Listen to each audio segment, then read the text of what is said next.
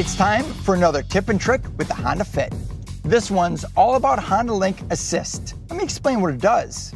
HondaLink Assist will actually use your cell phone and call emergency services in case of an emergency. Setting it up is simple. You simply set up your Bluetooth device for the first time, add Bluetooth device, make sure it's discoverable on your phone. The car will automatically send a code to your phone.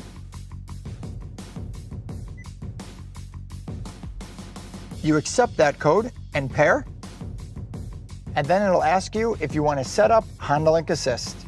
You have a choice of turning it on now or turning it on later. I'm going to simply turn it on now. Would you like to turn on HondaLink Assist? Yes, I would. In the event that a crash? And that's all you have to do. It's just that easy, and you only have to do it once.